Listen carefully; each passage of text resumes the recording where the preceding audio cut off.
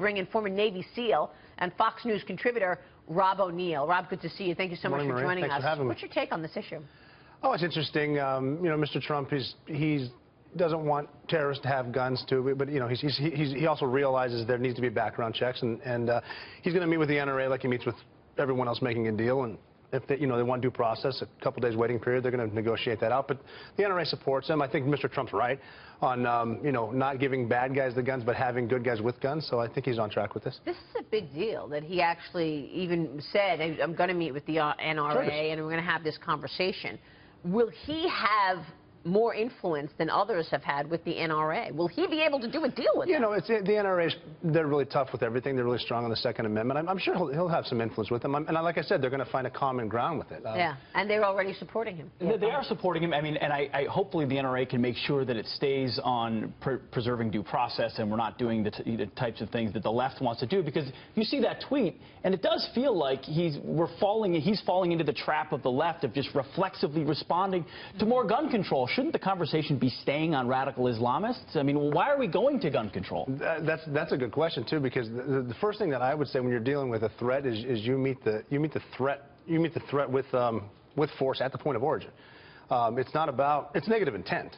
This is not about the gun. The gun itself, if you leave it there, is not going to do anything. It's the crazy person, it's the radicalized Muslim, the terrorist that's doing it. It's not the gun itself. The gun. Right, sure. Yeah, I think this is what kind of frustrates the professional political people looking at Trump, is his inability to have message discipline. So I think he was winning the argument earlier in the week, saying this is about terrorism, we got to destroy the caliphate.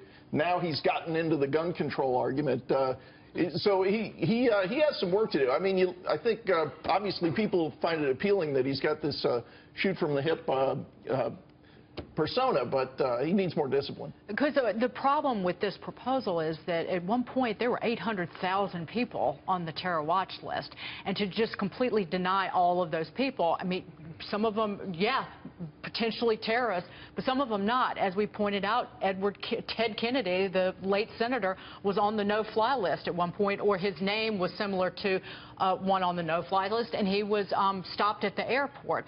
So there are issues in terms of a blanket ban on people on this terror list not being able to buy guns, period. Yeah. Senator John Cornyn has put out an idea that kind of dovetails with the NRA, where it would be a 3-day waiting period if you're on the watch list. Then prosecutors would have to go in front of a judge and prove this person should not have a gun. And so the burden of proof goes on the government as opposed to stripping rights away from citizens who have the right to defend themselves.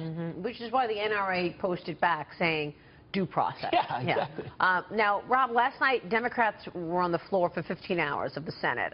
They had a 15-hour filibuster to push for more gun control. Listen to this one and get your reaction.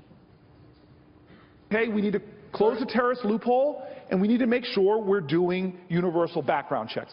Now, that's the reason we're here. The grit of a senator and the common sense of 2 amendments that are very critical. We have been given a commitment on a path forward to get votes on the floor of the Senate on a measure to assure that those on the terrorist watch list do not get guns, to expand background checks to gun shows and to internet sales. Rob O'Neill, your thoughts on these amendments? Well, I mean, having a filibuster to get votes, I don't agree with that. But if they're going to vote, then let them vote. They're in there to represent their constituents, so let them vote. I mean, is that the way to do it? No, but I'm sure there's, like I said, a common ground. I don't think anybody wants guns in the hands of bad people, but there's definitely a smart way to do it. Hopefully, we can get some of these people in the same room, talk about it, debate it, and then vote on it. And a lot of the Democrats, some who have appeared on this program, threw out the assault weapons ban. As the Wall Street Journal editorial page, James, writes about today, it's a lesson in the assault weapons ban that California continued it after it expired at the federal level, and we still had the San Bernardino attacks.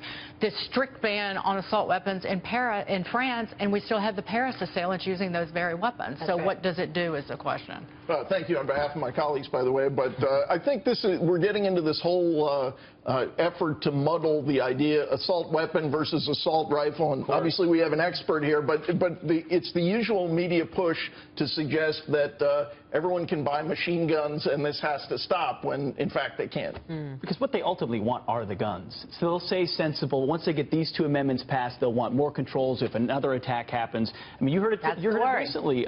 Rolling Stone said, why don't we just repeal the Second Amendment? I mean, there are people that think that way on the left. Serious? And yes, they did. They argued for even in the article that we read today, an argument was that this is exactly why we don't let civilians buy rockets and landmines. It's like, okay, I think that escalated pretty quickly there. I don't think that we're any. I mean, I don't think that my neighbor should have a bazooka, but I think under the Second Amendment, if he or she wants an AR-15, which is not an assault rifle, she should not have it. And it just amazes me too that this entire time, after a clearly ISIS-inspired attack, we're not talking about gun control. No one once has mentioned Raqqa, Syria, where the capital of the caliphate is. Let's talk about the real problem. Well, let me get back to the real problem before you go real quick on Islamic terrorism. I mean, you killed Osama bin Laden, and the world thanks you for that.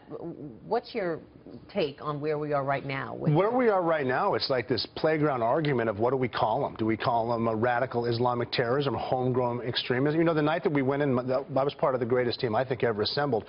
That's the one time I've seen the government actually act bipartisan. No one cared who was who.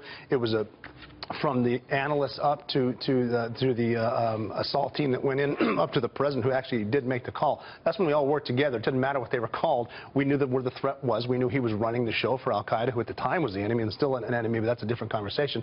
We went in, we did our job. Very clear. Everybody was right with what they did. We were right with the decisions. When we got back, everyone was happy, and we actually all got in the same room and got along together.